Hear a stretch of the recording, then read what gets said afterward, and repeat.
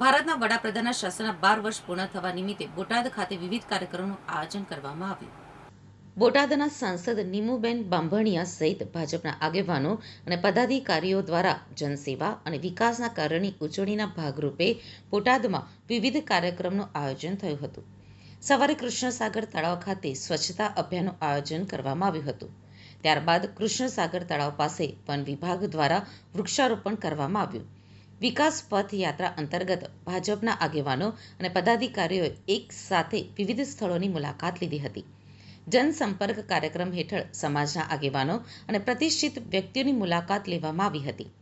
Modern school અને કસ્તુરબા સ્કૂલની મુલાકાત લઈ વૃક્ષારોપણ કરવામાં આવ્યું હતું. આ કાર્યક્રમમાં ભાવનગરના સાંસદ નીમુબેન બાંભણિયા, જિલ્લા પંચાયતના પ્રમુખ પાયલબેન, ભાજપના જિલ્લા પ્રમુખ મયુરભાઈ અને અન્ય પદાધિકારીઓ ખાસ ઉપસ્થિત રહ્યા હતા.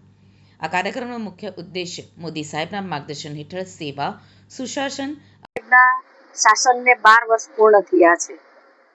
મોદી સાહેબના માર્ગદર્શન હેઠળ સેવા, સુશાસન અને જનકલ્યાણના કાર્યો છેવાડાના લોકો સુધી પહોંચ્યા છે.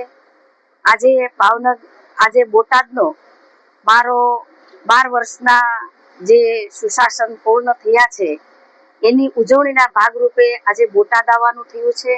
ભારતીય જનતા પાર્ટીના રાષ્ટ્રીય અધ્યક્ષ નીતિનજી અને અમારા ગુજરાત પ્રદેશના અધ્યક્ષ જગદીશભાઈ વિશ્વકર્માના નેતૃત્વમાં સમગ્ર દેશની અંદર મોદી સાહેબના શાસનના 12 વર્ષ પૂર્ણ થયાની ઉજવણી થઈ રહી છે.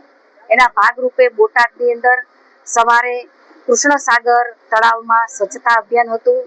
ત્યારબાદ કૃષ્ણ તળાવની પાસે વન વિભાગની અંદર વૃક્ષારોપણ કર્યું. ત્યારબાદ આજે મોદી સાહેબના સંદેશને લઈને પેટ્રોલ ડીઝલની બચતને લઈ આજે કલેક્ટર, ડીડીઓ, પ્રાંત અધિકારી, ભારતીય જનતા પાર્ટીના અમારા પ્રમુખ શ્રી મયુરભાઈ, અમારા જિલ્લા પંચાયતના પ્રમુખ શ્રી બેન પાયલબેન અને તમામ પદાધિકારીઓ આજે અમે બસમાં બેઠી અને બધા એક સાથે આજે વિકાસ પથયાત્રા છે એને લઈને અમે જુદા જુદા સ્થળે આજે મુલાકાતે પણ આવ્યા છીએ. જનસંપર્ક અંતર્ગત અમે અમારા આગેવાનો, જે સમાજના આગેવાનો છે, જે પ્રતિષ્ઠિત વ્યક્તિઓ છે એને મળવા જવાનો પણ કાર્યક્રમ છે. મોડર્ન સ્કૂલ અને કસ્તુરબા સ્કૂલની મુલાકાત કરી છે. અહીંયા પણ અમે વૃક્ષારોપણ કરવાના છે. આ વિવિધ કાર્યક્રમો દ્વારા 12 વર્ષની ઉજવણી અમે કરી રહ્યા છીએ. છેવાડાના લોકોના જીવનમાં બદલાવ આવ્યો છે. સૌનો સાથ સૌનો વિકાસને મંત્રને લઈ મોદી સાહેબે યુવા હોય, કિસાન હોય, મહિલા હોય કે ખેડૂત હોય, સૌના જીવનમાં એક બદલાવ લાવ્યો છે અને સરકારી યોજના પહોંચી છે. ત્યારે આવનાર દિવસોમાં મોદી સાહેબના નેતૃત્વમાં વધારે વિકાસને વેગ મળશે અને વિકસિત ભારતની સંકલ્પના સાથે અમે સૌ આગળ વધીએ એવી શુભેચ્છાઓ પણ પાઠવું છું.